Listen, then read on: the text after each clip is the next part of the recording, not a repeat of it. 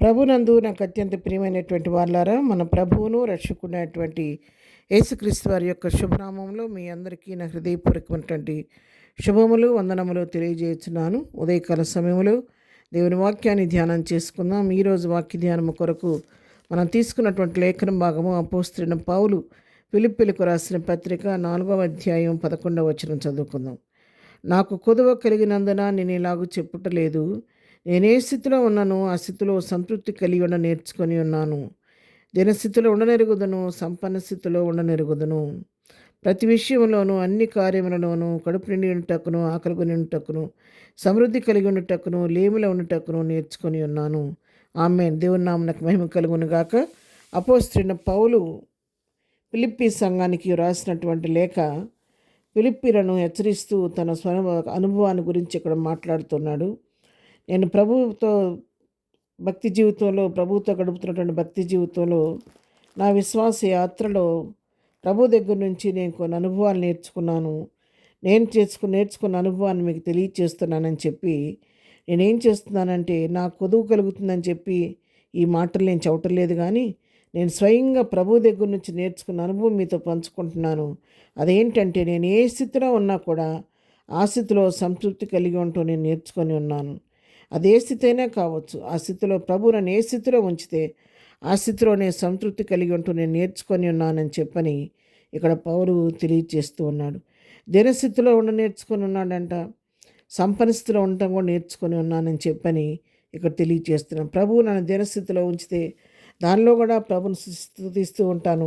సంపన్న స్థితిలో ఉంచితే ఆ స్థితిలో కూడా ప్రభువుని నేను స్తుతిస్తూ ఉంటానని తెలియజేస్తున్నాడు.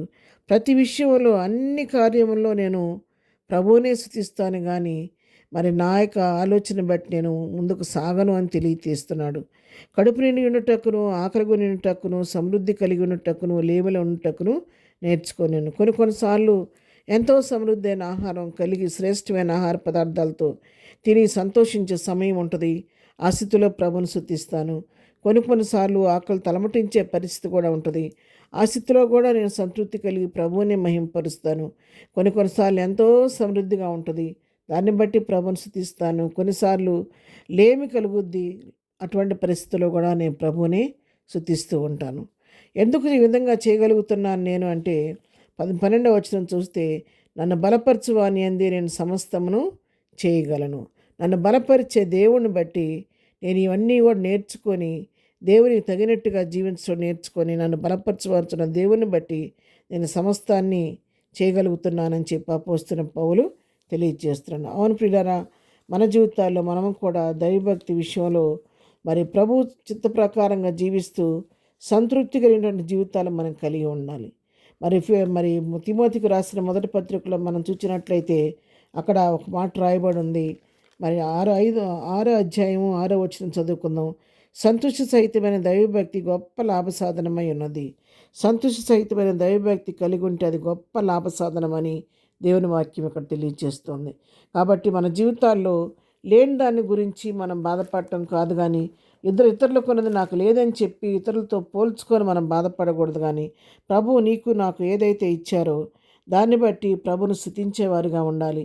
ప్రభువును మహింపరిచేవారుగా ఉన్నప్పుడు మన జీవితాల్లో చెప్పలేని సంతోషం, సమాధానం, చెప్పనసెక్కినటువంటి సంతోషం మన జీవితాల్లో కలుగుతూ ఉంటుంది. కాబట్టి మనం కూడా ఉదయకాల సమయంలో లేని దాని గురించి బాధపడకుండా ఉన్నదాన్ని బట్టి ప్రభువును స్తుతిస్తూ సంతృప్తి కలిగిన వారిగా జీవిస్తూ సంతోష సహితమైనటువంటి దైవభక్తి చేద్దాము.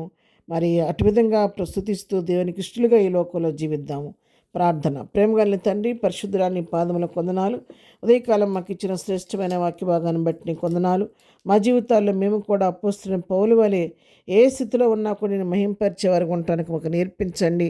దినస్థితిలో ఉన్న ప్రభా, మరి కలిమిలో ఉన్నప్పటికి కూడా ప్రభా, మరి నాయన ఐశ్వర్యం ఉన్నప్పుడు కూడా, సమృద్ధిలో ఉన్న లేమిలో ఉన్నా కూడా అన్ని పరిస్థితుల్లో నేను సంతోషపరిచే వారికి ఉంటూ మాకు నేర్పించమని, ఎదురు దీవులతో మమ్మల్ని నింపి నడిపించండి అని మరి ప్రభుని నేర్పించండి ప్రభు. ఉదయకాలం మేము చేయి పని పట్ల రాకపోకలో తోడుగుండండి. వాక్యాన్ని ప్రతిబడిన దీవించండి. ఏదైనా ఎవరికి ఏ కొదువులు కొరతలున్న మీ నామంలో తీర్చి దినదీవులతో నింపి నడిపించండి. బర్త్డే మ్యారేజ్ చేసుకున్న వాళ్ళని దీవించి ఆశీర్దించిన కృప పాత్రలుగా చేయమని యేసునామంలో ప్రార్థించడి పొందుకొని ఉన్నాము తండ్రి. ఆమెన్. ప్రభు కృప సదాకాలము మనందరికీ తోడయుండి నడిపించునుగాక. ఆమెన్.